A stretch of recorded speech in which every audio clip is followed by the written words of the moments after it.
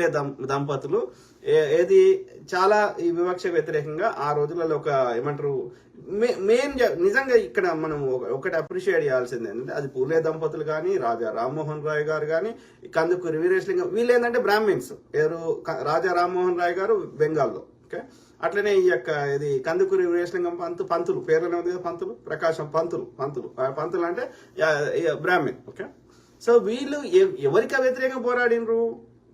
ఆ బ్రాహ్మణులు పెట్టిన వ్యవస్థలో వాళ్ళ వ్యవస్థలో బ్రాహ్మణులే ఇబ్బంది పడ్డారు, బ్రాహ్మణ స్త్రీలే. రాజా రామ్మోహన్ రాయ్ ఎగ్జాంపుల్ తీసుకుంటే వాళ్ళ ఆయనకు వదిన అంటే పంచ ప్రాణాలు. ఓకే, సో ఈ బ్రాహ్మణుడు పెట్టిన వర్ణ వ్యవస్థలో ఈ మూఢాచారాల్లో వాళ్ళ అన్న చనిపోతే అన్నతో పాటు అతని భార్యని సతీసాగమనం చేశారు, అంటే కాలబెట్టారు, బతుకున్న వదినని కాలబెట్టారు. అది తట్టుకోలేకపోయాడు రాజా రామ్మోహన్ రాయ్ గారు. అందుకని ఈ మూఢాచారం పోవాలని కొట్లాడి పోరాటం చేసి బ్రిటిష్ ప్రభుత్వానికి, అక్కడ లండన్లో ఉన్న ప్రభుత్వానికి లేఖలు రాసి అనేకం చేస్తే లాస్ట్కు బ్రిటిష్ వాడు చట్టం తెచ్చాడు.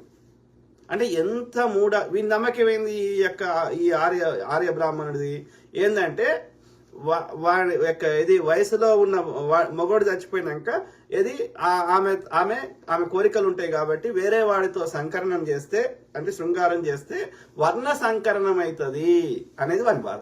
అందుకని భర్తతో పాటు అలబెట్టేవారు.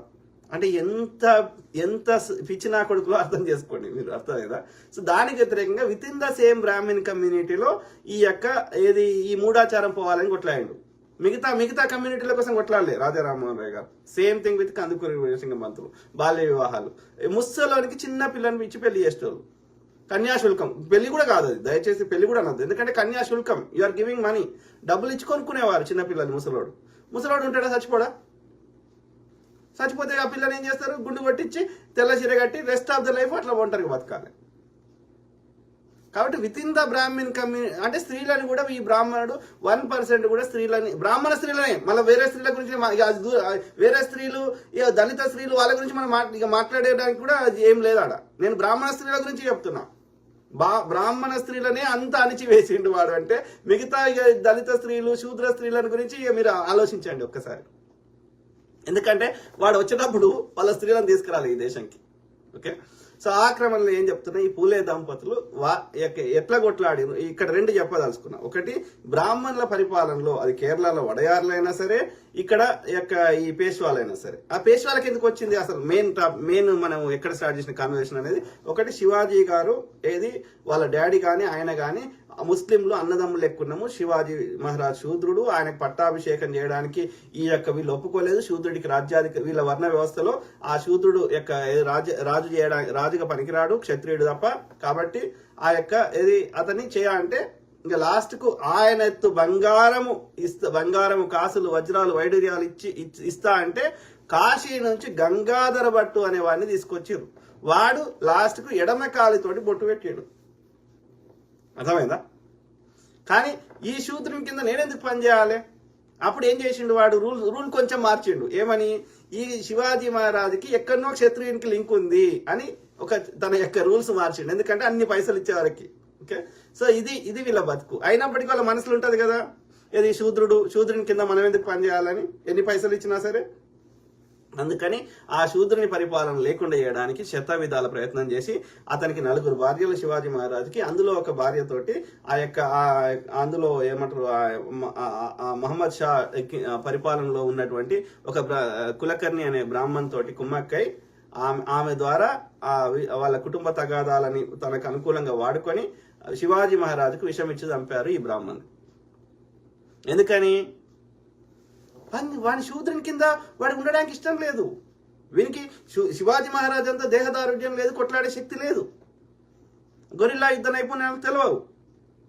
వాళ్ళు ఏంటంటే వాళ్ళ ఆర్మీ బ్యాక్గ్రౌండ్ కాబట్టి శివాజీ మహారాజ్ని వాళ్ళు పోరాటం చేశారు, కుట్రలు చేసి ఆ విధంగా శివాజీ మహారాజుని చంపేశారు. ఓకే, సో తర్వాత అతని మళ్ళీ వాళ్ళ అన్నదమ్ముల మధ్యలో కొట్లాట పెట్టి ఏం చేసిర్రు? సవతులు పెట్టి ఏం చేసిర్రు? ఒక కుటుంబాన్ని ఏమో ఈ రాయగఢ్ శివాజీ మహారాజుది మెయిన్ కోట ఏంటంటే రాయగఢ్. ఓకే, సో అక్కడ ఒక ఫ్యామిలీ. రెండవ ఫ్యామిలీని ఏం చేసిర్రు? అక్కడ సతారాకు పంపించారు. సతారాలో ఒకటి పెట్టారు. ఈ ఇద్దరు ఏంది ప్రెసిడెంట్ లాగా నామకే వాస్తు ఛత్రపతి టైటిల్ ఇస్తారు కానీ వీళ్ళ పవర్స్ ఏమి ఉండవు. మొత్తం పవర్స్ ఏడిపోయినాయి. వాళ్ళ కింద మంత్రులుగా పనిచేసిన వాళ్ళు వాళ్ళ బాజీరావు మస్తాని సినిమా వచ్చింది కదా, సో ఆ బాజీరావుడు పేష్వా. ఓకే, అట్లనే అంతకుముందు బాలాజీరావు వీళ్ళంతా పేష్వాలు అంటారు. పేష్వాలు ఏంటంటే చిత్లో ఉన్న ఆర్య బ్రాహ్మణులు. ఓకే, సో మొత్తం పరిపాలన ఈ సతారాల పరిపాలన లేదు, అట్లనే ఈ యొక్క రాయగఢ్ల పరిపాలన లేదు. శివాజీ వంశస్థులు పరిపాలన చేస్తలేరు, పేరుకే ఉన్నారు ఛత్రపతి అని. ఓకే, సాహు మహారాజా అని ఇప్పుడు అంబేద్కర్ గారికి ఏమంటారు పెన్షన్ ఇచ్చిండు అని చదివిపించిండు అన్నాం కదా. వీళ్ళు ఏంటంటే వాళ్ళకి వారసులుగా వచ్చారు కాబట్టి వాళ్ళకి ఛత్రపతి ఉంది కాబట్టి వాళ్ళకి కొంత పెన్షన్ ఇచ్చేవారు. సో ఆ పెన్షన్ తీసుకొని నువ్వు బతుకో, నీ భార్య పిల్లలతో నువ్వు బతుకో, పరిపాలన ఏం చేస్తాం. ఆ విధంగా ఈ మంత్రులుగా ఉన్నటువంటి ఈ చిత్లో ఉన్న ఆర్య బ్రాహ్మణులు యొక్క పూనా కేంద్రంగా పరిపాలన చేశారు. అంటే ఇక వాళ్ళు లేరుగా శివాజీ మహారాజుకి సంబంధించిన వారసులు కానీ శివాజీ మహారాజు కొద్ది కాలం పరిపాలన చేసిండు, ఆయనని చంపేశారు. ఓకే, కుట్రలు చేసి చంపేసి శివాజీ మహారాజు పిల్లల్ని పరిపాలన చేయలే. ఔరంగజేబుకి తీసుకోమని చెప్పి పంపించిందే వీళ్ళు కుట్ర చేసి. మొన్న చావా సినిమా వచ్చింది కదా, శంభాజీ అతన్ని చంపించిందే వీళ్ళు. శివాజీ మహారాజు చంపింది వీళ్ళే, ఔరంగజేబుతో కుమ్మక్కయ్య చంపించింది వీళ్ళే. ఎందుకని పేష్వాలు రాజ్యం చేయాలి, ఈ ఆర్య బ్రాహ్మణులు రాజ్యం చేయాలి. వీడికి తెలిసింది ఏంది, యుద్ధం చేసే నైపుణ్యం కంటే కూడా కుట్రలు చేసేదే ఎక్కువ ఉంది వీళ్ళది. ఇది మనం గమనించాలి ఫస్ట్ థింగ్. ఓకే, సో అట్లా పూనా కేంద్రంగా పేష్వాలు రాజ్యం ఏలిండ్రు. ఓకే, ఇది ఎప్పటి నుంచి ఎప్పుడైతే అంటే ఈ యొక్క ఏమంటారు ఇనీషియల్గా చిన్నగా ఉండే కానీ ఔరంగజేబ్ బతుకున్నంత కాలం వీళ్ళు పెద్దగా ఎక్స్పాండ్ కాలే, కొంతవరకే ఆ పూనా పరిసర ప్రాంతాలకే పరిమితమైనరు.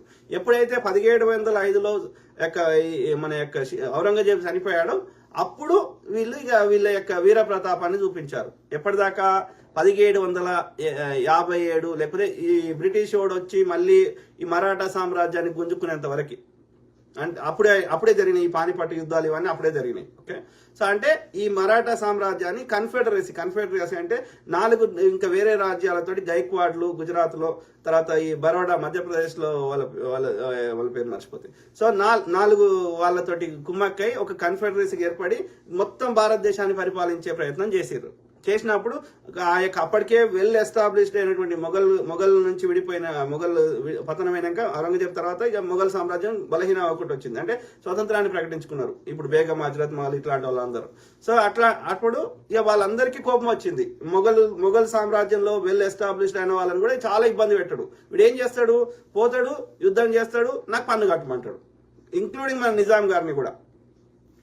కానీ వాళ్ళకి అక్కడ జీతాలు ఇచ్చే పరిస్థితి లేదు, నీకు ఎడగడతాడు. ఇవాళ చౌత్, దేశ్ముఖ్, సర్దేశ్ముఖ్ ఏంది ఇవి మన తెలంగాణలో ఎక్కడి నుంచి వచ్చినాయి?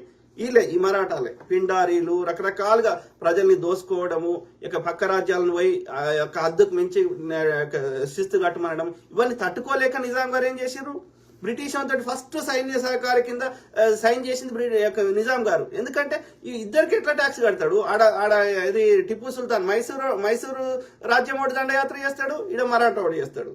ఇద్దరికి ఎట్లా ట్యాక్స్ నేను కట్టి నేను పరిపాలన ఏం చేస్తే ఇక్కడ జీతాలు ఏమిస్తా, దీనివల్ల బ్రిటిష్ అన్కి కడతా అని బ్రిటిష్ అంతా సంతకం చేసిండు. అంటే వీడు మిగతా అన్ని రాజ్యాలను ఎంత ఇబ్బంది పెట్టిండు, వాళ్ళ దగ్గర నుంచి ఎంత దోపిడీ చేసిండు మీరు గమనించాలి.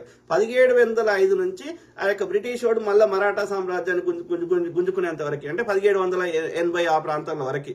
ఓకే, సో ఇది అంటే ఎంత దుర్మార్గుడు ఈ బ్రాహ్మణుడు చరిత్రలో అప్పటి నుంచి ఇప్పటి వరకు అనేది ఇది ఓవరాల్ స్టోరీ చెప్పదలుచుకున్నాం. ఓకే.